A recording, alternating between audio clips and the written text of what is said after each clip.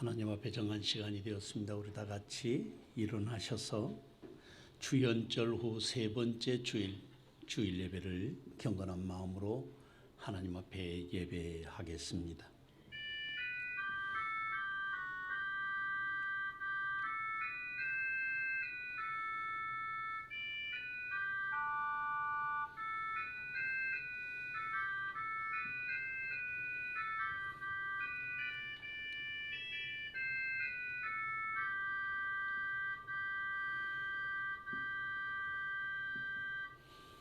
너희는 유혹의 욕심을 따라 썩어져가는 구습을 따르는 옛사람을 벗어버리고 오직 너희의 심령이 새롭게 되어 하나님을 따라 의와 진리의 거룩함으로 지으심을 받은 새 사람을 입으라. 아멘. 거룩하시고 자비로우신 아버지 하나님, 선하신 주님의 은혜와 사랑이 오늘도 우리 가운데 머물러 있게 하시고 아버지 하나님 앞에 나와 무릎을 연하여 엎드리며 주님 앞에 우리의 얼굴을 대면할 수 있도록 주께서 우리를 불러주시니 진심으로 감사를 드리옵나이다. 아버지 하나님께서 신령한 은혜와 사랑을 예비하셔서 하늘 양식을 공급하여 주시고 우리의 삶에 한없는 위로와 사랑이 넘쳐나게 하옵소서. 예배 시종을 주님께 의뢰하옵고 예수 그리스도의 이름으로 기원하옵나이다. 아멘. 찬송가 38장 찬송하겠습니다.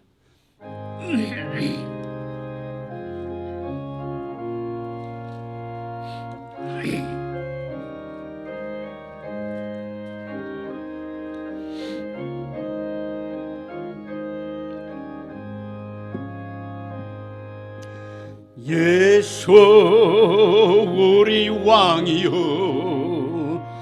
이곳에 오셔서 우리가 왕께 드리는 영광을 받아 주소서. 우리는 주님의 백성, 주님은 고리 왕이라. 왕이신 예수님 모셔서 좌정하사 다스리소서. 예수 우리 주시여 이곳에 오셔서 우리가 주께 드리는 찬양을 받아 주소서. 우리는 주님의 종들, 주님은 고리 주시라. 주 대신 예수님 오셔서 이 찬양을 받아 주소서.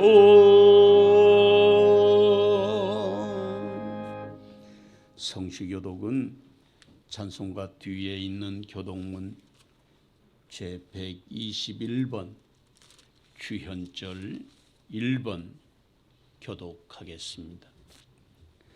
여호와여 주의 인자하심이 하늘에 있고 주의 의는 하나님의 산들과 같고 주의 심판은 큰 바다와 같으니이다. 하나님이여 주의 인자하심이 어찌 그리 보배로우신지요. 그들이 주의 집에 있는 살찐 것으로 풍족할 것이라. 진실로 생명의 원천이 주께 있사오니 주를 아는 자들에게 주의 인자하심을 계속 베푸시며 아멘. 지난 1회 동안에 우리의 삶을 돌아보고 하나님 앞에 겸비한 마음으로 자복하고 회개하는 참회의 시간을 갖겠습니다. 함께 통성으로 기도하겠습니다. 사랑하는 주님, 죄인된 우리를 불쌍히 여겨주시고 아버지의 사랑과 은혜 가운데 우리를 불러주시니 진심으로 감사를 드리옵나이다. 말씀 안에 힘을 얻고 아버지의 뜻을 따라 순종하며 생명의 기쁨이 더하여지도록 주님 예수의 보혈로 우리를 정결하게 하시고 주님 우리의 생각과 우리의 마음과 우리의 모든 삶을 덮어 주님 의롭다 하여 주옵소서. 예수님의 이름으로 기도하옵나이다. 아멘.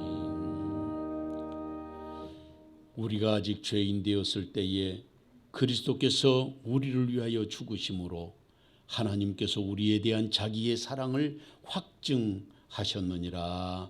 아멘. 나는 전능하신 아버지 하나님 천지의 창조주를 믿습니다. 나는 그의 유일하신 아들 우리 주 예수 그리스도를 믿습니다.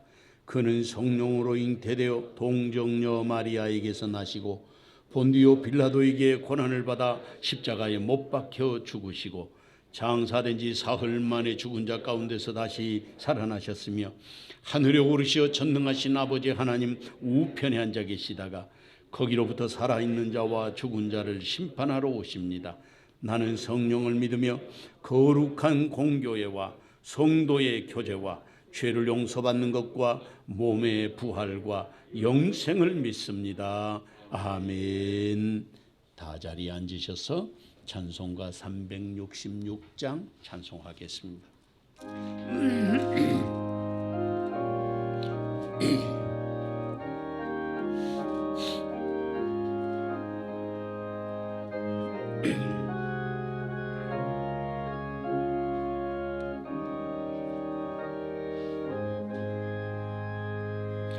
어두운 내 눈 밝히사 진리를 보게 하소서. 진리의 열쇠 내게 주사 참빛을 찾게 하소서. 깊으신 뜻을 알고자 엎드려 기다리오니 내 눈을 뜨게 하소서. 성령이여 막혀진 내 귀 여시사 주님의 귀한 음성을 이 귀로 밝히 들을 때에 내 기쁨 한량 없겠네. 깊으신 뜻을 알고자 엎드려 기다리오니 내 귀를 열어주소서. 성령이여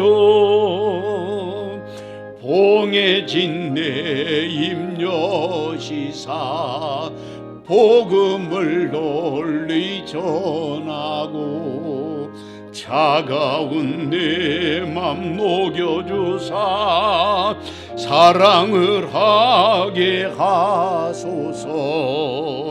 깊으신 뜻을 깨고자 엎드려 기다리오니 내 집을 열어주소서. 성령이여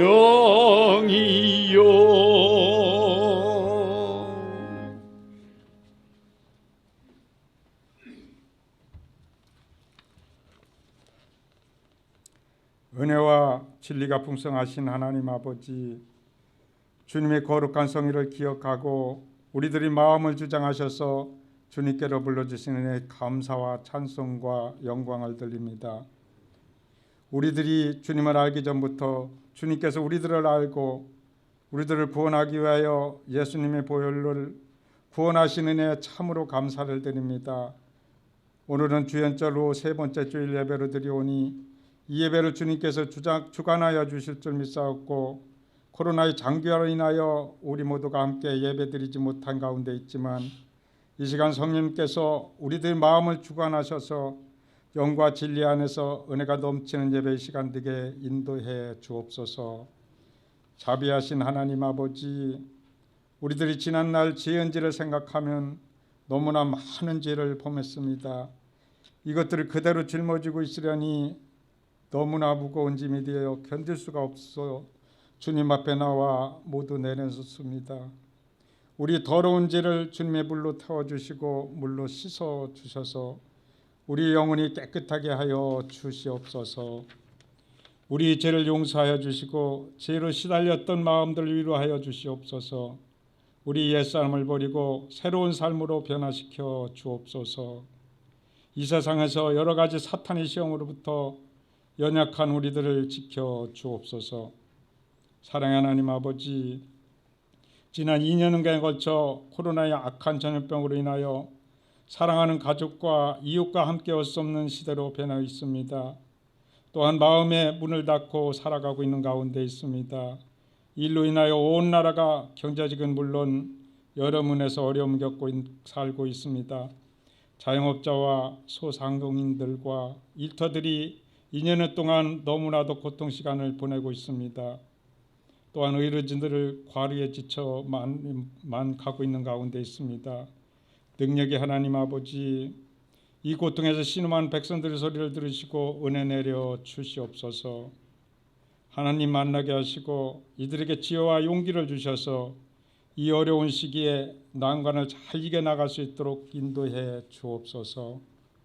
또한 회복의 역사를 주시는 하나님 아버지, 세우신 우리 몸된 교회를 위하여 기도드립니다. 코로나가 진정되어 모든 예배가 회복되게 하여 주시옵소서.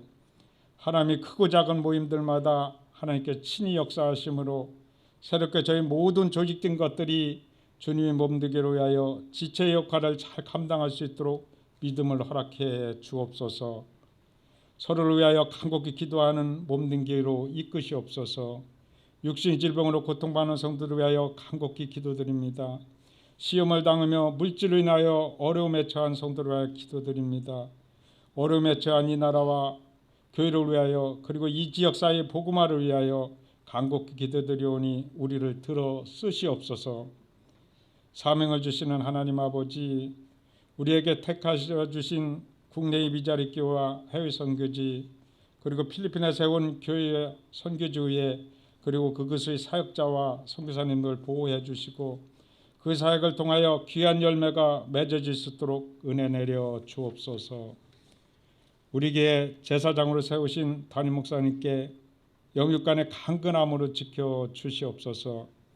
목사님께 주어진 모든 사역 외에도 성령님 늘 동행하셔서 주님의 한없는 능력으로 채워주옵소서. 가정도 지켜주시고 자녀들의 가정 위에도 늘 함께하여 주셔서 은혜로 충만케 하옵소서. 또한 우리 모든 종직자들을 비롯하여 우리 교회 세운 모든 성도들에게 주님이 함께하사 우리 교회에 맡겨진 사명들을 잘 감당할 수 있도록 인도해 주시고 영육간에 강건케 채워주옵소서. 이 시간 주님의 말씀을 대언하시기 위하여 또한 단위에 세우신 사자 목사님 위에 성령님의 크신 은혜와 능력을 덧입혀 주시고 강건케 하옵소서. 오늘 선포하는 말씀을 통하여 우리들 심령이 변화되고 치료되는 시간 되게 하옵소서. 우리들에게 주님이 주시는 생명의 말씀을 우리 삶 속에 날마다 믿음의 역사로 승리하며 살아가게 하옵소서. 우리 연약함과 부족함을 주님의 강하심과 부유하심으로 채워주실 줄 믿사오며 예수님의 이름으로 기도드립나이다. 아멘.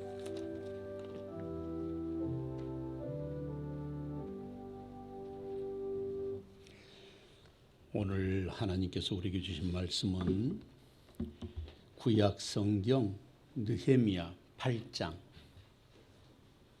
구약 성경 느헤미야 제8장 1절에서 10절 말씀까지 제가 봉독해 드리겠습니다. 736페이지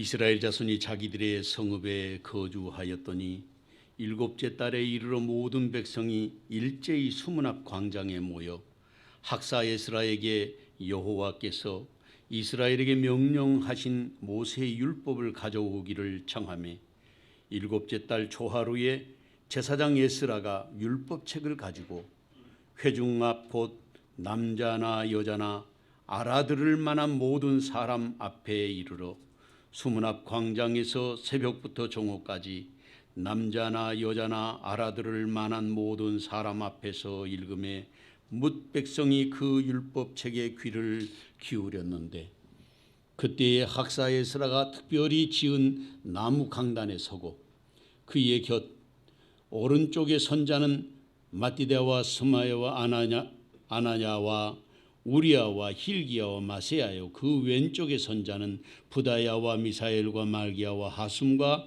하스바다나와 스가랴와 무슬람이라. 에스라가 모든 백성 위에 서서 그들 목전에 책을 펴니 책을 펼 때에 모든 백성이 일어서니라. 에스라가 위대하신 하나님 여호와를 송축하며 모든 백성이 손을 들고 아멘 아멘 하고 응답하고 몸을 굽혀 얼굴을 땅에 대고 여호와께 경배하니라. 예수와와 바니와 세레바와 야민과 악국과 사부대와 호디다와 마세야와 그리다와 아사랴와 요사박과 하난과 블라야와 레이 사람들은 백성이 제자리에 서 있는 동안 그들에게 율법을 깨닫게 하였는데 하나님의 율법책을 낭독하고 그 뜻을 해석하여 백성에게 그 낭독하는 것을 다 깨닫게 하니 백성이 율법의 말씀을 듣고 다 우는지라. 총독 느헤미야와 제사장 겸 학사 에스라와 백성을 가르치는 레위 사람들이 모든 백성에게 이르기를 오늘은 너희 하나님 여호와의 성일이니 슬퍼하지 말며 울지 말라 하고 느헤미야가 또 그들에게 이르기를 너희는 가서 살찐 것을 먹고 단 것을 마시되 준비하지 못한 자에게는 나누어 주라. 이 날은 우리 주의 성일이니 근심하지 말라. 여호와로 인하여 기뻐하는 것이 너희의 힘이니라 하고 아멘. 하나님의 은혜와 사랑이 오늘도 저와 여러분에게 함께 하시기를 주의 이름으로 축원합니다. 하나님 주신 은혜와 사랑으로 우리의 삶의 모든 것이 주님 주신 은혜고 주님 주신 사랑인 것을 우리가 깨달아 알고 감사하며 살아야 하겠습니다. 노예의 한 목사님이 카톡으로 예화문을 하나 보내오셨어요. 이제 목사님들끼리 모여서 묵상하고 말씀을 서로 나누고 하는 그런 모임의 그 카톡방인데 글이 마음에 들어서 제가 말씀을 시작하기 전에 소개하려고 합니다. 아주 젊고 유능한 청년 사업가가 있었습니다. 고급 승용차를 몰고 가는데 조그마한 아이가 돌멩이를 들고는 차에다가 확 던진 거예요. 비싼 차에 그 외제차는 한 판당 그거를 새로 이게 도색하고 깨끗하게 정리하려면 100만 원씩 든답니다. 근데 이 꼬마가 돌을 던지니까 얼마나 화가 나. 차를 세워가지고 꼬마를 향해서 야 이게 무슨 짓이야 하고 소리를 질렀는데 얘가 눈물을 글썽이면서 아저씨 내가 이렇게 하면 아무도 나를 도와주지 않아요. 이렇게 하지 않으면 아무도 자기를 도와줄 사람이 없다는 거예요. 왜? 그랬더니 자기 형이 지금 휠체어에서 넘어져가지고 저기에 한쪽에 처박혔는데 힘이 없어가지고 자기는 형을 일으켜 줄 수가 없다는 거예요.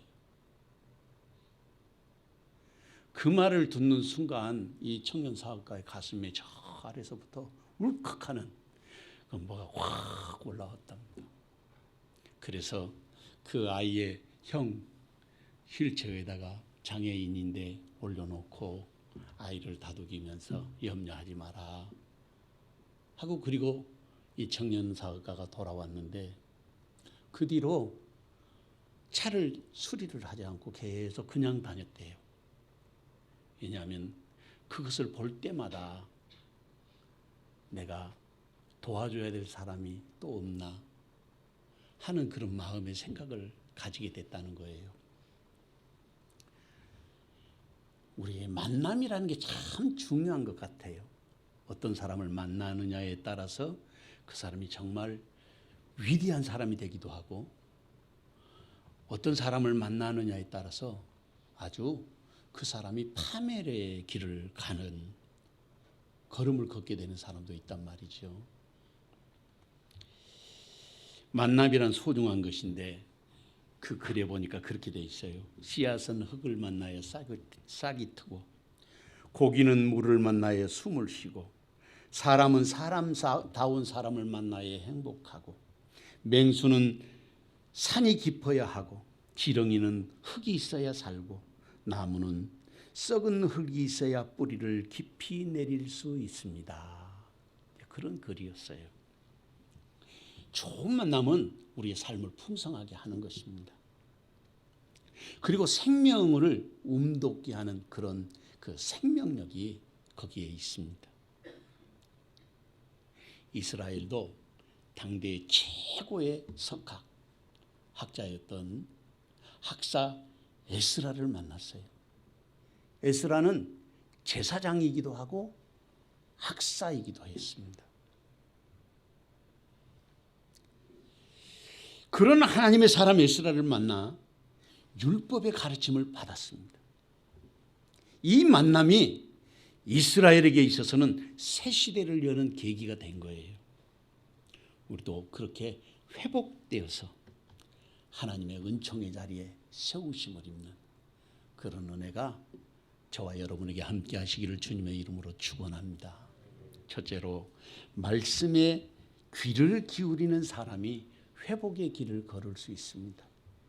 본문 1절에서 4절 말씀을 다 같이 한 목소리로 읽어보겠습니다. 이스라엘 자손이 자기들의 성읍에 거주하였더니 일곱째 달에 이르러 모든 백성이 일제히 수문 앞 광장에 모여 학사 에스라에게 여호와께서 이스라엘에게 명령하신 모세의 율법책을 가져오기를 청하매, 일곱째 달 초하루에 제사장 에스라가 율법책을 가지고 회중 앞 곧 남자나 여자나 알아들을 만한 모든 사람 앞에 이르러 수문 앞 광장에서 새벽부터 정오까지 남자나 여자나 알아들을 만한 모든 사람 앞에서 읽음에 뭇백성이 그 율법책에 귀를 기울이었는데, 그때의 학사 에스라가 특별히 지은 나무 강단에 서고 그의 곁 오른쪽에 선 자는 마띠디아와 스마야, 아나야와 우리야와 힐기야와 마세야요, 그 왼쪽에 선 자는 부다야와 미사엘과 말기야와 하숨과 하스바따나와 스가랴와 무술람이라. 아멘. 고달픈 포로 생활에서 이스라엘 백성들이 포로 생활을 정리하고 꿈에도 그리던 고국 땅, 젖과 꿀이 흐르는 그 땅, 아브라함과 이삭과 야곱에게 약속해서 하셨던 그 땅에 포로 생활을 하던 70년을 정리하고 지금 돌아오게 된 것입니다.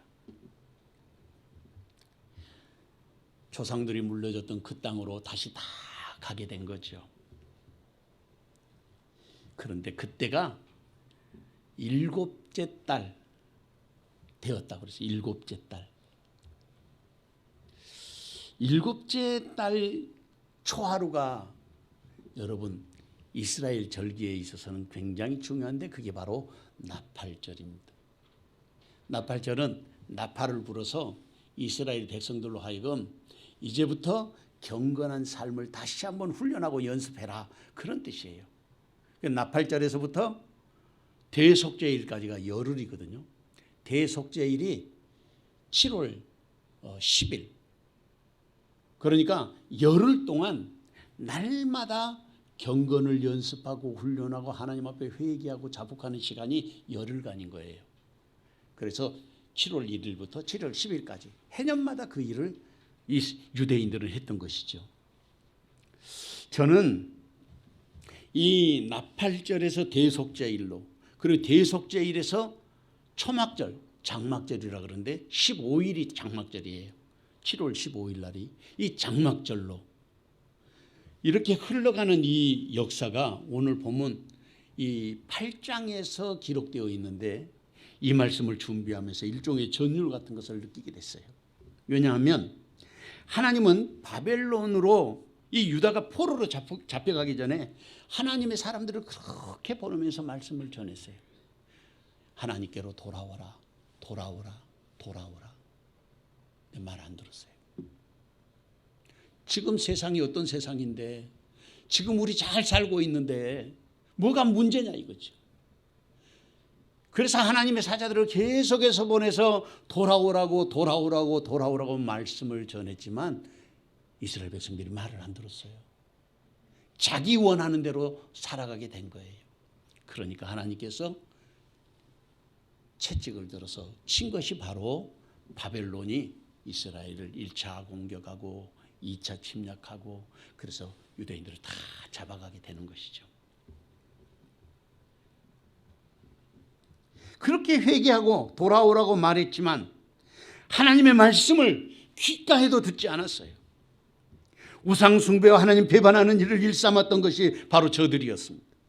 그런데 오늘 본문의 말씀에 보니까 나팔절을 맞이해서 온 백성들이 수문 앞으로 모여들기 시작했습니다.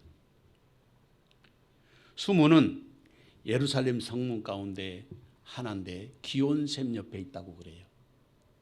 근데 그 앞에가 광장이 있는데, 이 성전을 회복하고 난 다음에 포로 후에 스룹바벨 성전을 회복하긴 했는데 그 성전이 솔로몬 성전하고는 비교할 수 없을 만큼 초라했다고 합니다.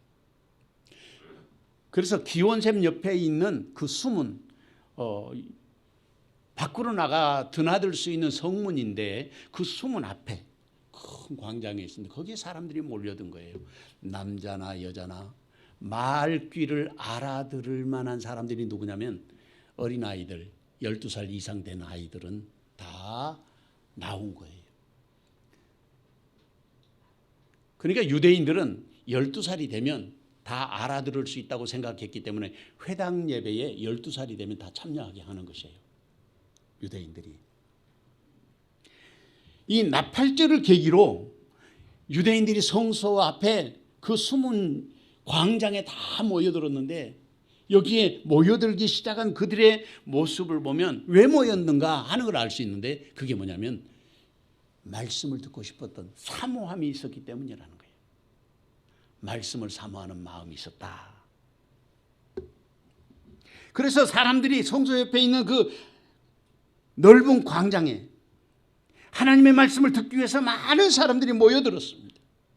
그게 바로 말씀을 사모함이었다. 그렇게 설명할 수 있어요. 그러니까 이스라엘의 회복은 말씀을 사모할 때부터 회복되어진다. 그런 뜻이에요. 오늘 우리의 삶에도 역시 마찬가지예요. 다른 것으로 우리가 회복되는 것이 아니라 하나님의 말씀을 사모할 때부터 우리의 심령이 영적으로 회복되어지는 것입니다. 그것이 나팔절을 계기로 나팔을 불어서 그 백성들을 깨우는 그 시간으로부터 그 영혼이 새롭게 되었다는 것입니다. 우리가 말씀 가운데 살아간다 하는 말은 말씀을 간절히 사모하는 마음으로 살아야 돼요. 하나님의 말씀을 올바르게 이해하고 늘 성경 말씀을 가까이 하는 사람들이 돼야 됩니다. 오늘날은 얼마나 좋은 세상인지 몰라요. 우리가 성경책이 없어도 핸드폰만 들고 다니면 핸드폰에 성경 말씀을 다 거기에 읽어주셔요. 돌멩이들이 하나님의 말씀을 읽어줘. 그런데도 안 들어. 우리가 말씀을 들어야 돼요. 다른 것은 뭐 드라마고 뉴스고 뭐 하루 종일 틀어놓고 들으면서도 말씀은 언제 들어봤냐 싶을 정도로 듣지도 않잖아요. 하나님의 말씀을 들어야 돼요. 세례받고 나면 하나님의 말씀을 하루에 석 장 이상 읽으라고 제가 부탁하죠. 여러분들은 석 장 이상씩 읽었으면 3년이면 한 번씩 읽었어요. 예수를 30년 믿었다 그러면 3년에 한 번씩이니까 10번은 읽어야 되거든요. 아니 1년에 한 번씩 읽죠. 석 장씩 못 읽으면 한 장씩만 읽어도 3년이면 한 번 읽을 수 있어요. 석 장씩 읽으면 1년에 한 번, 10년이면 10번.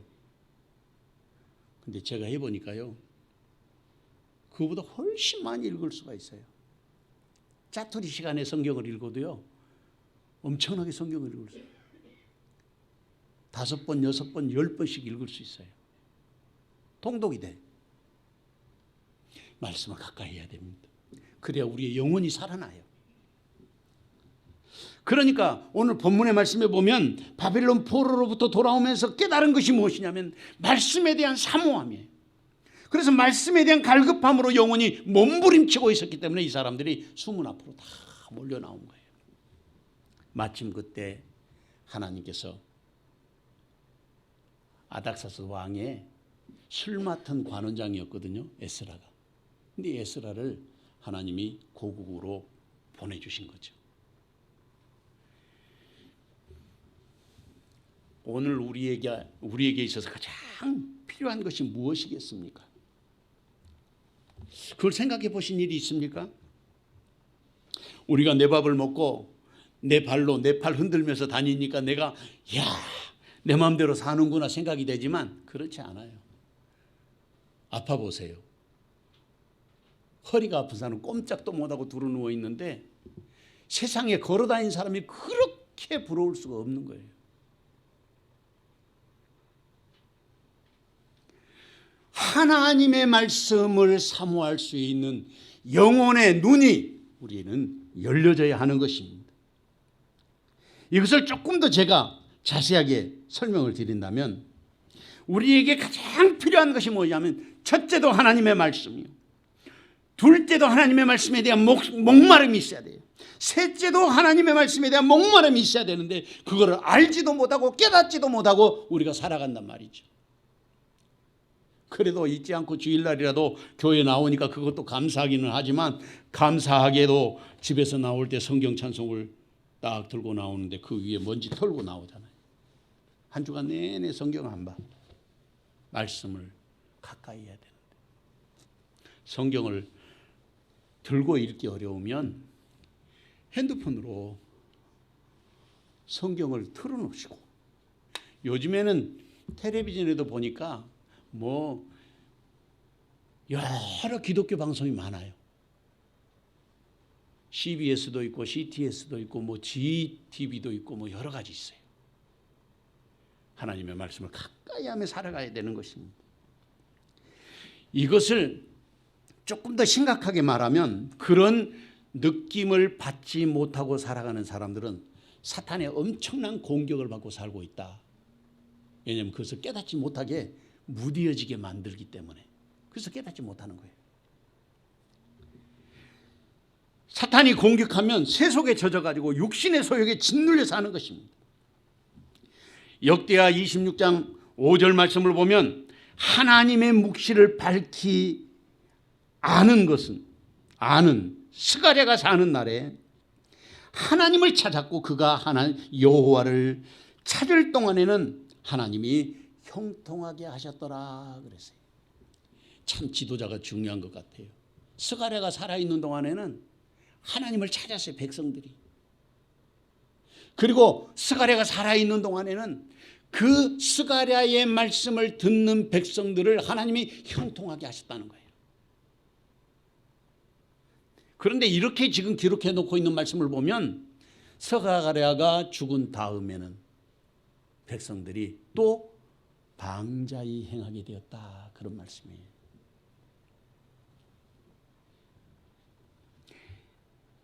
이스라엘 자손이 자기들의 성읍에 거주하였더니 7째 달에 이르러 모든 백성이 일제히 수문 앞 광장에 모여 학사 에스라에게 여호와께서 이스라엘에게 명령하신 모세의 율법책을 가져오기를 청하매. 제가 이 말씀을 준비하면서 이 모임이 억지로 모인 것인가 자발적으로 모인 것인가를 말씀을 히브리어로 가만히 살펴보니까 자발적으로 모인 것으로 말씀이 기록이 되어 있어요. 율법을 사모하는 것도 자발적으로 우리가 너무너무 말씀을 듣고 싶습니다 하고 지금 청한 거예요. 그래서 율법을 읽어달라고 수문해서 그렇게 말하고 있는 것입니다. 우리가 이 말씀에서 배울 수 있는 교훈이 있어요. 첫째는 실컷 얻어맞고 포로 생활에서 모진 고통을 당하고 그 모진 고생을 다 통과하고 나서 이제야 비로소 하나님의 말씀에 대한 갈급함이 생겨났다. 꼭 얻어맞아야 깨닫는 것처럼. 이게 지금 8장에 나와 있는 이야기예요. 두 번째로는 그 갈급함이 수문 앞 광장으로 모이는 힘이 됐어요. 그게 응집력이 됐어요. 새로운 역동성이 거기서 나오게 된 거예요. 세 번째로는 여호와께서 이스라엘에게 명령하신 모세 율법책을 청한 것으로 미뤄볼 때에 스스로 자원하는 마음으로 하나님의 말씀을 향하게 되었다는 거예요. 그 말씀에 대한 사모함이 있어요. 갈급함이 있어야 돼.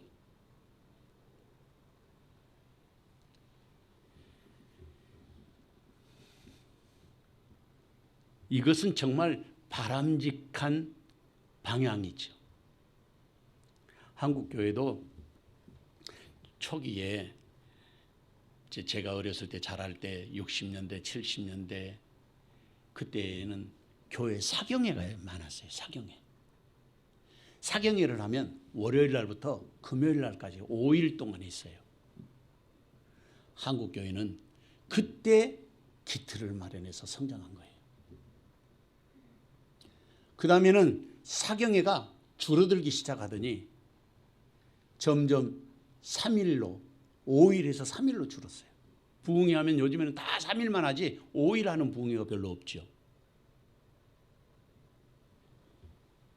감사하게도 뭐 다니엘 기도회라든지 이런 그 영성 운동들이 여기저기서 일어나고 있어서 정말 감사해요.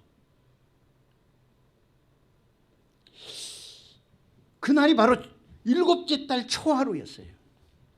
하나님의 절기 가운데 나팔절이고 대속죄일로 향하는 시작일인데 정말 놀랍지 않습니까? 이스라엘의 회복이 나팔절에서부터 시작됐다는 게 놀라운 거예요. 그것이 회복의 출발점이었습니다. 오늘 우리도 새롭게 출발해야 되겠는데 어디서부터 출발해야 되겠습니까? 하나님의 말씀에 대한 나의 자세와 나의 갈급함을 점검해 봐야 하지 않겠습니까? 스스로 말씀을 찾아 나서는 사람으로 말입니다. 포로에서 돌아온 하나님의 백성들은 자신들의 영적인 자리가 어디인지를 그제야 비로소 깨닫기 시작한 거예요. 그리고 본문의 말씀을 보면 제사장 에스라가 율법책을 가지고 회중 앞에서 남자나 여자나 알아들을 만한 모든 사람, 이게 지금 반복해서 2번 말씀하고 있거든요. 그 책을 읽었는데 뭇백성이 그 율법책에 귀를 기울였는데 이렇게 말하고 있습니다. 사람들이 몰려들었습니다. 그리고 자원하는 마음이었습니다. 남자들과 여자들 그리고 말을 알아들을 만한 모든 사람, 어린아이들까지 모였다는 뜻입니다. 이것이. 그 사람들 앞에서 율법책을 읽었어요. 읽기만 했어요. 율법책을 읽는 동안에 뭇백성이 그 율법책에 귀를 기울였다. 귀를 기울인다는 말은 마음을 다하였다 그런 뜻이에요. 귀를 기울인다, 관심을 둔다 그런 뜻이잖아요. 말씀에 관심을 둬야 하는 거예요. 우리 자신들이 하나님의 말씀이 정말 과연 그러한가, 말씀에 귀를 기울여야 한다는 그런 뜻입니다. 그러니까 하나님의 백성들의 영적인 부흥은 어디서부터 일어나느냐면 말씀에 귀를 기울일 때부터 시작이 되는 거예요. 우리의 영성의 회복은 말씀에 귀를 기울일 때부터 회복되어지는 것입니다. 온 백성이 율법을 요청했던 것은 당시의 영적인 분위기가 그렇게 다시 살아나고 있었다 하는 것을 말하고 있습니다. 심지어 제사장이면서 학사했던 에스라가 홀로 서기를 하는 것이 아니었어요. 혼자만 한 것이 아니라 함께 했습니다. 거기에 보면 에스라까지 포함하면 14사람이에요. 그래서 오른쪽으로 7사람, 왼쪽으로 6사람, 자기까지 14사람이 거기에 함께 서서 이 율법을 낭독하는 광장 앞에 있는 것입니다.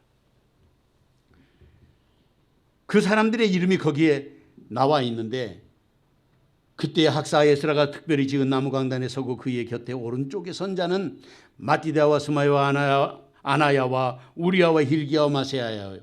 그 왼쪽에 선 자는 부다야와 미사일과 말기야와 하슴과 하스바따나와 스가랴와 무술람이라. 우리도 주님의 교회를 위해서 함께 서서 주의 말씀에 귀를 기울이고 주님의 말씀을 가슴에 품고 협력하는 자들이 되어야 하지 않겠습니까? 데살로니가전서 2장 13절에 보면 이러므로 우리가 하나님께 끊임없이 감사함은 너희가 우리에게 들은 바 하나님의 말씀을 받을 때에 사람의 말로 받지 아니하고 하나님의 말씀으로 받음이니 진실로 그러하도다. 이 말씀이 또한 너희 믿는 자 가운데서 역사하느니라. 사랑하는 성도 여러분, 하나님의 말씀을 받을 때에 사람의 말로 받지 않고 하나님의 말씀으로 받아야 한다는 것입니다. 그때 성령으로 충만하고 믿음의 사람으로 될 수 있기 때문입니다. 하나님의 말씀을 사모해야 될 사람이 누구입니까? 누가 영혼의 갈급함으로 살아야 할 사람입니까? 누가 뜨거운 가슴을 가지고 자원하는 마음으로 하나님 앞에 서야 하겠습니까? 그 자리에 주님은 지금 저와 여러분을 부르고 계시는 것입니다. 이 귀한 종이 시간 저와 여러분에게 함께 하시기를 주님의 이름으로 축원합니다. 둘째로 말씀을 아멘으로 받는 사람이 회복의 길을 갈 수 있습니다. 본문 5절에서 7절 말씀을 다 같이 한 목소리로 읽어보겠습니다. 에스라가 모든 백성 위에 서서 그들 목전에 책을 펴니 책을 펼 때에 모든 백성이 일어서니라. 에스라가 위대하신 하나님 여호와를 송축하며 모든 백성이 손을 들고 아멘 아멘 하고 응답하고 몸을 굽혀 얼굴을 땅에 대고 여호와께 경배하니라. 예슈아와 바니와 세레바와 야민과 악국과 사부대와 호디랴와 마세야와 그리다와 아사랴와 요사박과 하난과 블라야와 레이 사람들은 백성이 제자리에 서 있는 동안 그들에게 율법을 깨닫게 하였는데 아멘. 에스라가 BC 458년 바벨론에서 2차 포로 1차로 돌아오고 또 2차로 돌아오게 됐는데 그때 귀환한 지도자였어요.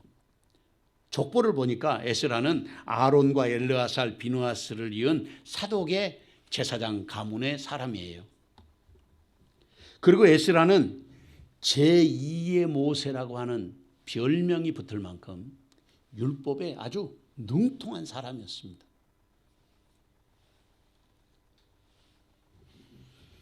본문 5절 말씀을 보면 백성들이 하나님의 말씀을 대하는 태도가 기록되어 있어요. 에스라가 모든 백성 위에 서서 그들 목전에 책을 펴니 책을 펼 때에 모든 백성이 일어서니라. 여러분, 그런데 우리는 상상이 안 되죠. 그냥 책을 펴니까 백성들이 일어섰다. 우리가 교회에 예배 드리러 나오면 앉았다 일어섰다 앉았다 일어섰다 하잖아요. 그게 왜 귀찮게 자꾸 앉아있으면 되지 뭐 일어서라고 하느냐. 그게 아니에요. 하나님 앞에 우리의 경건한 모습을 보여주는 거예요.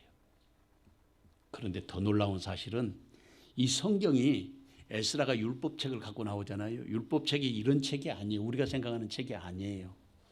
그래서 그 책을 저도 사고 싶어서 사오려고 했더니 너무 비싸갖고 못 사왔어요. 율법책 사려고 이 두루마리로 되어 있는 그 송아지 가죽으로 된 율법책. 그게 한 그때 당시에 벌써 한 10몇 년 됐죠. 20년 다 돼가는데 율법책이 얼마냐고 했더니 뭐 제일 싼 것이 2,300만 원이라.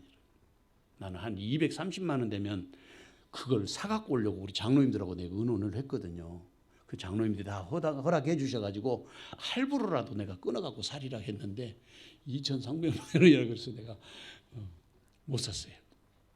근데 이 두루마리 성경을 들고 나올 때 그냥 두루마리로 돼 있는 것만 들고 나오는 게 아니고요. 거기를 달팽이 그 즙으로 피로 물들인 그 씌운 가운처럼 이런 가운처럼 이렇게 덮어 씌워놨어요.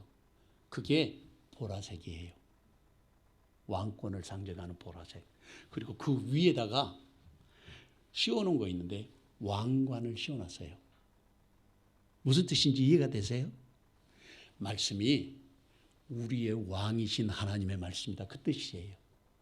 그러니까 말씀이 여기에 백성들 온 백성들 앞에 에스라가 율법을 가지고 나오라고 해서 가지고 나오니까 왕이신 하나님께서 임재하신 것과 같은 의미가 거기에 있었기 때문에 이 백성들이 다 일어선 거예요. 이해가 되죠? 여기 지금 성경에 온 백성들이 말씀을 펴니까 일어섰다 그랬는데 이 두루마리를 들고 나온 거예요. 이렇게. 이거는 그러니까 우리가 문화를 이해를 못하면 왜 이렇게 되었는지를 이해를 못하는 거예요. 말씀을. 왕복을 입은 말씀, 두루마리가 왕복을 임금들만 입는 그 색깔의 옷을 입고 그 위에 거기에다가 왕관을 씌워가지고 갖고 나왔는데 그게 무슨 뜻이냐면 하나님이 우리의 왕이시다는 거예요. 그러니까 율법을 펼쳐서 그 율법을 말씀하시면 누구의 말씀이에요? 하나님의 말씀. 우리의 왕이신 하나님의 말씀. 그러니까 왕 앞에서 뚝 버티고 앉아서 말씀을 받는 사람이 어디 있겠어요? 다 일어서야지. 그리고 그 말씀을 읽으니까 백성들이 다 엎드려서 하나님 앞에 아멘, 아멘, 아멘으로 화답하면서 엎드려 경배하게 됐다. 여기 그렇게 나와 있잖아요. 그런데 거기에 보면 에스라가 위대하신 하나님 여호와를 송축하며, 이 송축한다는 말이 무슨 뜻이냐면 여호와의 이름으로 축도한 거예요. 축복을 빌었다. 그런 뜻이에요. 이게 송축했다는 말이. 원래 히브리어 성경에 보면 백성을 향해서 축복하니까 백성들이 다 아멘으로 화답하면서 왕이신 하나님의 말씀을 그들이 가슴으로 받아들이는 거예요. 오늘 우리도 그렇게 받아야 되는 거예요. 우리가 받는 말씀이 왕이신 여호와의 말씀을 우리가 받는 것입니다. 제가 말씀을 준비해서 대신 선포하지만 이 말씀을 선포할 때 저도 똑같이 하나님 앞에서 그 말씀을 받는 거예요. 그러니까 여기서 하나님 앞으로 나아가는 방법에 대해서도 여기 이야기하고 있는데 이 사람들이 손을 들고 아멘하고 그리고 아멘으로 응답하면서 몸을 굽혀서 땅에 얼굴을 대고 여호와께 경배했다. 여기서 하나님 앞에 나가는 방법과 그 자세 이것을 볼 수 있는데 첫째로는 여호와께 송축하며 나가야 된다. 두 번째로는 그 송축하는 것을 들은 백성들은 아멘으로 화답했다는 것이죠. 세 번째로는 그 경건의 모습도 중요하지만 그 형식도 내용도 중요하지만 형식도 아주 중요해요. 반드시 함께 우리가 경건의 모양도 갖추어야 되는 것입니다. 그러니까 하나님 앞에 나올 때는 집에서 제일 좋은 옷은 아니더라도 제일 깨끗한 옷으로 갈아입고 하나님 왕이신 하나님 앞에 나오는 사람이 되어야 하는 것입니다. 그래 옛날 어른들은 다 그렇게 살았어요. 근데 요즘에는 형식이 뭐 중요하냐 내용이 중요하지 그래가지고 멋대로 하는 사람들이 너무 많아요. 그런데 제가 세상을 살면서 가만히 보니까 형식이 있어야 내용이 담기는 거예요. 요 그릇으로 보면 요 컵에 지금 물이 담겨 있잖아요. 물이 내용이고 컵이 형식이에요. 물을 어디다 담아요? 내용만 필요하다 그러면 물을 어떻게 먹어요? 그릇에다 담으니까 되는 거죠. 그런데 우리가 살아가는 삶의 원리도 이렇지만 자연의 원리 똑같아요. 여러분, 곡식이 알곡부터 생기는 거 보셨어요? 벽시나 보리나 밀이나 곡식이 알맹이부터 생기는 건 없어요. 무엇부터 생겨요? 껍데기부터 생겨요. 껍데기부터. 껍데기가 생기고 그 속에 알맹이가 생기기 위해서 즙이 생겨나면서 수분이 증발하고 그게 딱딱한 쌀과 보리가 되고 밀이 되는 거예요. 껍데기가 먼저 생겨요. 형식이 있어야 되는 거예요. 그러니까 물을 담을 수 있잖아요. 곡식만 그런 게 아니고 과일도 마찬가지예요. 과일이 뭐 속살만 딱 수박을 내가 키웠는데 속에 빨간 속 알맹이만 싹 나오는 법은 이 세상에 없어요. 껍데기가 먼저 생기고 그게 속에서 차가면서 껍데기도 같이 크는 거죠. 우리의 지식도 우리의 삶의 모든 것도 형식과 내용은 항상 함께 가는 거예요. 근데 껍데기만 있고 속알맹이가 없을 수는 있어요. 제가 예전에 저희 할머니, 외할머니 살아계실 때에 동네 슈퍼에서 수박을 사가지고 수박 큰 거 제일 비싼 걸 샀어요. 두드려 보니까 통통통통통 소리가 나요. 맛있게 익은 것 같아서 집에 가가지고 칼로 외할아버지, 외할머니 계실 때 칼로 딱 썰었는데 싹 열어보니까 속이 황 비었어요. 물론 가서 다시 바꾸기는 했지만 속 빈 것도 있을 수는 있어요. 그러나 여기서 말하는 것은 내용과 형식은 언제든지 함께 가는 거예요. 우리의 신앙도 마찬가지예요. 형식과 내용은 항상 함께 가요. 우리의 헌신과 우리의 충성과 우리의 봉사와 우리의 헌신, 우리가 하나님 앞에 물질로 드리는 것, 이것이 내용이라면 그 내용을 우리가 포장해서 주님 앞에 드리는 삶이 바로 형식이요. 그 형식과 내용이 함께 갖춰져야 하는 거예요.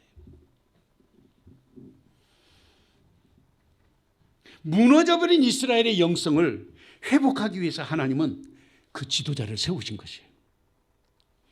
그 사람 가운데 가장 중심에 서 있던 사람이 바로 에스라예요. 에스라라고 하는 이 이름의 뜻은 돕는 자, 조력자라는 뜻이에요. 참 놀랍게도 하나님께서 하나님의 일을 돕기 위해서 에스라를 세우시고 이스라엘 민족들을 돕는 역할을 해서 그들의 영혼이 살아나게 하는 일을 에스라가 한 거예요. 이름도 그래서 중요해요. 하나님 앞에서 백성들이 어떻게 경배하고 어떻게 하나님을 기뻐하고 어떻게 거룩하고 하나님의 백성이 되어야 할 것인지 그것을 에스라가 가르쳐 주는 것입니다. 그리고 에스라는 혼자서 그 일을 한 것이 아니라 그 옆에 보면 4절 말씀에 보면 에스라를 도와서 이스라엘이 함께 회복이 되도록 꿈꾸는 제사장들이 거기에 있었던 것 같아요. 그 에스라 옆에 있던 사람들이 다 제사장들이에요. 그러니까 7절 말씀에서 언급하고 있는 사람 가운데 예슈아라는 한 사람이 대제사장이거든요. 당시에. 다 제사장들인 거죠. 나팔절을 시작으로 대속죄일로 그리고 초막절까지 계속 이 일이 진행됐습니다. 대속죄일을 향해서 가면서 하나님 앞에 부르짖고 회복하고 회개하고 자복하는 그 일이 열흘 동안 반복된 거예요. 이 7월 첫째 날 그걸 욤 키푸르라 그러거든요. 히브리 말로. 그게 나팔절이에요. 그런데 아주 중요한 의미가 또 하나 있는데 그게 뭐냐면 여러분 하나님이 이 온 우주를 언제 창조를 하셨다고 생각이 드셔요? 우리 모르잖아요. 성경에 그런 이야기가 없어요. 그런데 힌트를 주는 말씀이 있어요. 그게 뭐냐면 바로 이 나팔절을 유대인들 납비전승에 보면 그것을 로시 하샤나라 그래요. 로시라는 말은 으뜸이 된다, 머리가 된다는 뜻이기도 하고 창조하다 그런 뜻이에요. 만들다. 근데 하샤나라는 말은 날이라는 뜻이에요. 새 해가 되었다는 뜻이죠. 그러니까 그 로시 하샤나라는 말은 새해라는 뜻이거든요. 해석하면. 그런데 다른 의미로는 창조가 시작된 날이라는 뜻도 돼요. 와, 이게 정말 기가 막힌 일인데, 창조가 시작되는 그날 하나님께서 이스라엘을 수문으로 다 불러서 그들의 영혼이 회복되는 날이 되게 했어요. 그런데 더 놀라운 것은 제가 설명드렸던 것처럼 성탄절이 12월 25일이 아닌데 왜 지키냐고 누가 또 따졌다고 제가 그 말씀을 듣고, 그 말하는 목사님은 상당히 무식하다. 제가 그렇게 생각이 들었어요. 왜냐하면 공부를 좀 많이 해야 돼요. 그런 분들은. 성경을 자세히 읽어보면 예수님이 탄생한 것은 12월 25일이 아니에요. 그러나 역사 속에서 로마의 태양절이 바로 12월 25일이거든요. 그 태양절에 카타콤에서 숨어서 예수를 믿던 당시에 그 어른들이 정말 주님을 사랑하고 사모하고 예수님의 탄생하신 것을 정말 축하하고 싶은데 못하잖아요. 그러니까 저 사람들이 태양신을 숭배할 때 우리도 같이 예수님을 찬양하고 그 알맹이를 싹 빼내고는 거기에다가 예수님을 채워놓은 것이 바로 성탄절이에요. 그런데 실제로 성탄절은 제가 계산해 보니까 그 사가랴가 아비야 반열이라고 했잖아요. 그 아비야 반열이 8번째 조편성으로 8번째 조란 말이죠. 그렇게 계산해 보면 2달이에요. 3월 달부터 3월, 4월. 그러니까 엘리사벳이 아이를 가질 수 있는 시간이 언제부터냐면 5월 달부터예요. 그리고 그렇게 계산해 보면 이 세례 요한이 10달 동안 이제 엄마 뱃속에 있다가 태어나잖아요. 그리고 세례 요한이 수태고지를 받은 지 6개월 만에 마리아가 수태고지를 받아요. 그러니까 세례 요한하고 예수님하고 나이 차이가 6달 차이 나는 거예요. 그걸 계산해 보면 예수님이 탄생하신 날이 언제냐면 바로 요 나팔절이었을 가능성이 있어요. 나팔절에서 대속제일 그리고 장막절까지 숙곳이라 그러거든요. 요 기간에 예수님 탄생하실 가능성이 있어요. 그런데 놀랍게도 로시 하샤나가 무슨 뜻이냐면 그것이 새해라는 뜻이고, 유태인들 납비전성으로는 전통적으로 그날이 하나님이 세상을 창조하신 날이라는 거예요. 그리고 예수님이 이 땅에 오셔서 새롭게 세상을 새롭게 창조하시는 날이 바로 나팔절이었을 가능성이 있어요.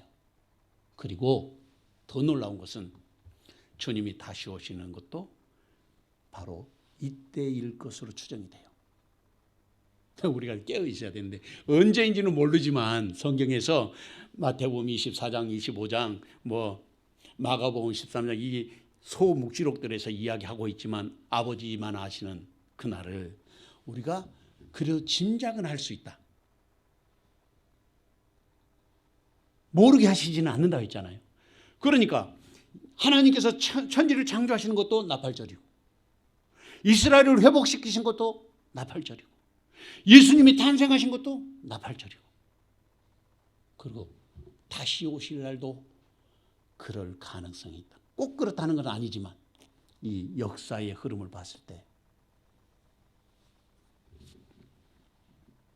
그리고 이 열흘 동안 경건으로 연습한 다음에 욤키푸르, 그것이 뭐냐면 대속제일인데, 그 대속제일 날 대제사장이 짐승의 피를 갖고 들어가 가지고 지성소로 들어가서 지성소의 법궤 위에, 법궤의 크기는 우리 요 강대상만 해요. 요 강대상만 해. 법궤가.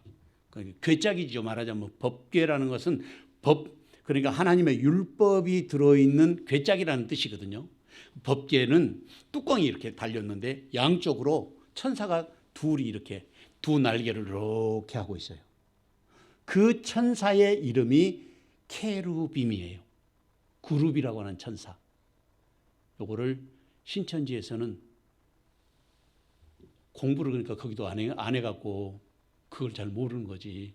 그래서 구락부 우리 이렇게 모이는 그룹인 줄 알았어요. 그 사람들이 그렇게 가르쳤어요. 실제로 법계를 지키는 말씀을 지키는 천사가 케루빔이에요. 그룹이라는 천사예요. 그 천사가 양쪽에 있는 가운데 지금 이 성경 말씀을 두고 있는 이 중심에 여기를 보고 뭐라 그러냐면 시은소라 그래요. 시은소. 베풀 시자, 은혜 은자, 은혜를 베푸는 장소. 그래서 모세에게 하나님께서 내가 거기서 너와 만나고 거기서 내가 네게 말하리라. 그게 시은소예요. 그것을 대속제일 열흘째, 나팔절에서부터 열흘째 되는 그날 짐승의 피를 가지고 가서 피를 찍어서 거기에 뿌리면서 온 백성의 죄를 하나님이 사해 주시는데 그 과정을 하나님이 지금 시작하고 있는 거예요. 오늘 본문의 말씀이. 정말 놀랍지 않습니까? 성경을 공부하면 공부할수록 정말 놀라운 역사들이 여기 기록되어 있어요. 바벨론 포로 후에 이스라엘의 진정한 회복의 역사도 이날 시작했고 예수님의 세상에 오신 것도 바로 이때였고 그리고 주님이 다시 오실 것이라고 생각하는 메시아닉 주와 오늘 주님을 기다리는 모든 성도들도 주님이 바로 이때 오실 것이라고 생각하고 있는 거예요. 그러니까 이 말씀은 오늘 본문의 말씀은 계시적인 의미가 있는 거죠.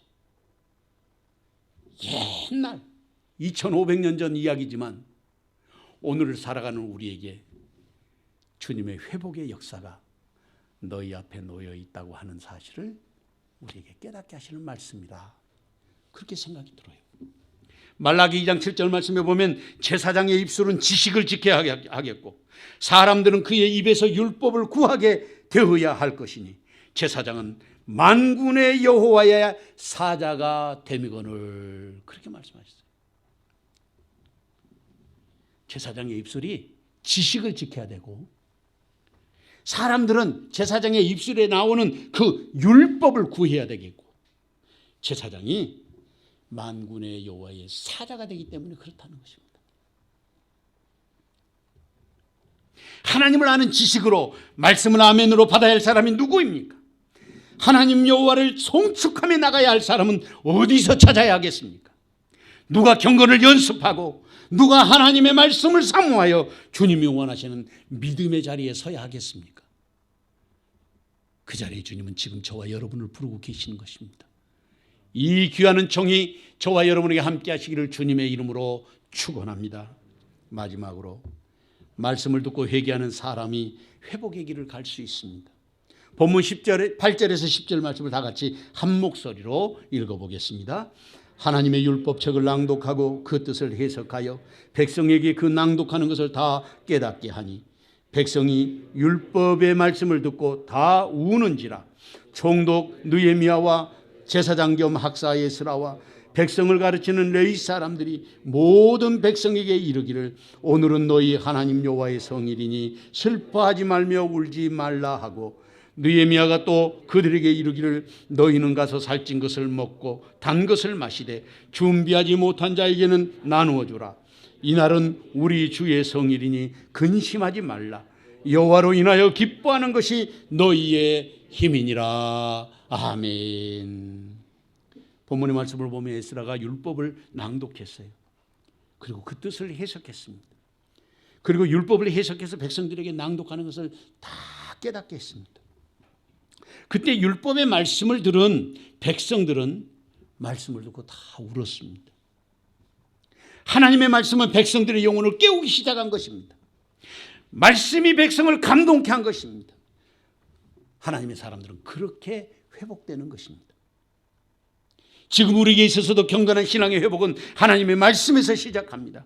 개혁교회는 그래서 예식 중에 예배 중에 가장 중요하게 여기는 것이 하나님의 말씀을 선포하는 것을 가장 무게 있게 무겁게 다루는 것입니다. 배고픈 사람이 밥을 더 먹으러 하는 것처럼 영혼에 갈급하여 몸부림치는 사람일수록 하나님의 말씀을 사모하고 주님 앞에 더 가까이 나가기를 소망하며 헌신할 수밖에 없는 것입니다. 충성해 보면 더 해야 되고 더 하고 보면 또 할 것이 보이는 것이 바로 회복되어진 믿음의 사람들의 모습입니다. 성령이 이끄는 대로 살아간 사람이기 때문에 그렇습니다. 본문의 말씀은 그렇게 말씀하고 있습니다. 하나님의 율법책을 낭독하고 그 뜻을 해석하여 백성에게 그 낭독하는 것을 다 깨닫게 하니 백성이 율법의 말씀을 듣고 다 우는지라. 총독 느헤미야와 제사장 겸 학사 에스라와 백성을 가르치는 레위 사람들이 모든 백성에게 이르기를 오늘은 너희 하나님 여호와의 성일이니 슬퍼하지 말며 울지 말라. 당시의 총독이 느헤미야였는데 느헤미야라는 이름의 뜻은 여호와가 나의 위로자가 되신다, 그런 뜻이에요. 정말 하나님의 위로가 있어서 예루살렘이 느헤미야를 통해서 회복이 되고 예루살렘 성이 회복되고 에스라를 통해서 이스라엘의 영적인 부흥이 일어나게 되는 것입니다. 하나님은 그렇게 사람을 통해서 역사하십니다. 우리 교회 역시 그렇게 하나님 앞에서 회복을 이루는 교회가 되어야 하지 않겠습니까? 그 자리에 내가 여기 있나이다, 나를 보내셔서 고백할 수 있는 헌신의 사람으로 주님은 우리를 부르고 계시는 것입니다. 그리고 본문 10절 말씀을 보면 느헤미야가 또 그들에게 이르기를 너희는 가서 살찐 것을 먹고 단 것을 마시되 준비하지 못한 자에게는 나누어 주라. 이날은 우리 주의 성일이니 근심하지 말라. 여호와로 인하여 기뻐하는 것이 너희의 힘이니라. 오늘 본문의 말씀에서 가장 중요한 말씀이 뭔가? 그게 바로 10절 하반절에 있습니다. 여호와로 인하여 기뻐하는 것이 너희의 힘이니라. 한번 따라해 보겠습니다. 여호와를 인하여 기뻐하는 것이 너희의 힘이니라.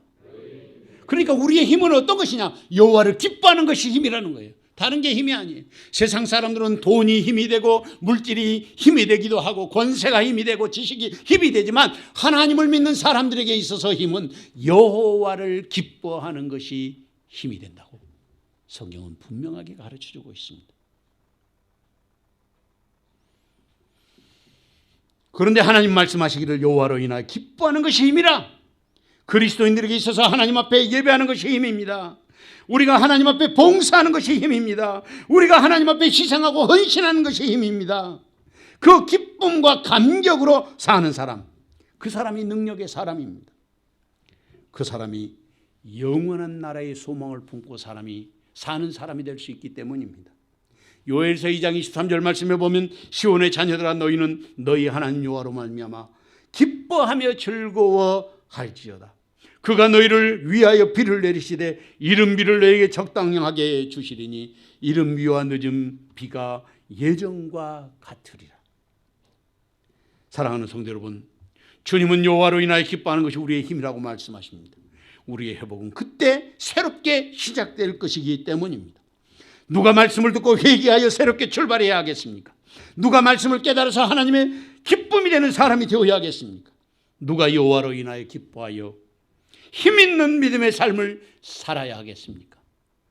그 자리에 주님이 지금 저와 여러분을 부르고 계시는 것입니다. 이 귀한 종이 시간 저와 여러분에게 함께 하시기를 주님의 이름으로 축원합니다. 사랑하는 주님, 오늘도 복되고 좋은 날 믿음으로 우리를 불러주시니 감사합니다. 아버지만이 우리의 영원한 기쁨이요 힘이 되시는 것을 깨달았사오니 주 앞에 충성을 다하게 하시고 말씀을 사모하는 참 믿음의 자리에서 떠나지 않게 하옵소서. 예수님의 이름으로 기도하옵나이다. 아멘. 찬송가 597장 찬송하겠습니다.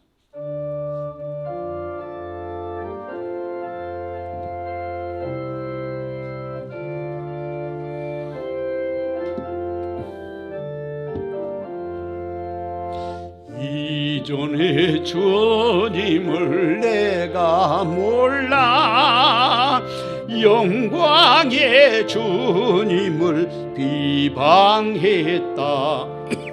지극한 그 은혜 내게 넘쳐 날 불러주시니 고마워라. 나 받은 달란트 얼마론가 나 힘써 그것을 남기어서 갑절로 주님께 바치오면 충성된 종이라 상 주시리. 전하고 무능한 나에게도 귀중한 직분을 맡기셨다. 그 은혜 고맙고 고마워라. 이 생명 바쳐서 충성하리. 나 하는 일들이 하도 적어 큰 열매 눈앞에 안 베여도 주님께 죽도록 충성하며 생명의 멸류관 얻으리라. 사랑하는 주님, 주의 은혜와 사랑을 감사합니다. 오늘도 말씀을 통하여 하나님의 음성 듣게 하여 주시고 아버지 하나님 앞에 나와 무릎을 연하여 엎드릴 수 있는 은총 주시니 감사합니다. 주님 영광 받으시고 그 은혜와 그 사랑에 감사하여 귀한 예물을 아버지 앞에 드렸습니다. 10의 하나와 감사의 예물과 선경금과 건축헌금, 주일원금과 또한 주님 앞에 드려지는 모든 낙헌 제물들을 두 손 들어 축복하오니 하늘로부터 강복하여 주시고 땅에 사는 동안 우리의 직장과 일터와 사업의 터전은 언제든지 주의 사랑 안에 있게 하여 주시고 세상 사람들보다 앞서가며 머리되게 하시고 주님 주시는 정으로 늦은 비와 이른 비에 그 크신 사랑으로 덧입혀 아버지의 영광을 드러내게 하옵소서. 우리의 자녀들을 축복하오니 신실한 믿음 안에 아버지의 기쁨 되게 하옵소서. 예수님의 이름으로 기도하옵나이다. 아멘. 교회 소식 전해드리겠습니다. 교회는 여러분들이 주보 참석해 주시고요. 그 다음에 연말정산 기부금 증명서가 필요하신 분들은 저한테 신청해 주시면 되겠습니다. 그리고 우리 최종원 권사님 가정에 아주 그 기쁜 소식이 있어가지고 원주가 오랫도록 그 아이를 낳기를 기다렸는데 이번에 손녀딸을 봤습니다. 그러니까 너무너무 지난주에 저도 기쁘고 작년부터 계속 몇 년 동안 제가 여기서 기도했는데 드디어 하나님이 귀한 자손을 주셔서 얼마나 감사한지 그래 너무 기뻐갖고요 떡을 했어요. 그러니까 떡 받아 드시고 기도해 주시면 감사하겠습니다. 그리고 1년 기도문 신년 기도문 안 내신 분들은 뭐 안 내면 감사한데 내시면 더 감사하겠어요. 그러니까 기도문 적어서 내주시면 제가 1년 동안 가지고 기도하니까 여러분들이 꼭 말씀 가운데서 우리 함께 하나님의 도우심을 구하는 그런 은혜가 함께 하시기를 바랍니다. 우리 다 같이 일어나셔서 2장 찬송 부르고 축도로 예배 마치겠습니다.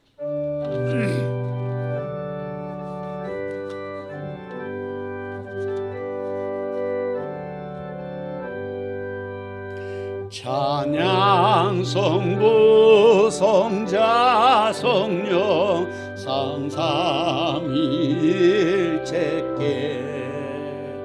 영원 무궁하기까지 영광을 돌리세 영광을 돌리세.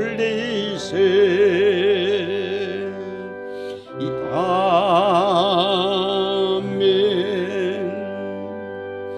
이제는 교회 머리 되신 우리 주님 예수 그리스도의 은혜와 아버지 하나님의 극진하신 사랑과 성령의 감동, 감화, 위로, 교통하심과 그 복 주시는 은혜의 역사가 오늘도 회복을 사모하며 말씀이 우리 안에 역사하기를 소망하는 여기 모인 모든 주님의 자녀들 머리 위에와 저들의 가정과 일터와 사랑하는 자녀손들 머리 위에, 또한 가정에서 비대면으로 예배하는 주의 백성들 위에 지금부터 영원토록 함께 계시옵기를 간절히 축원하옵나이다.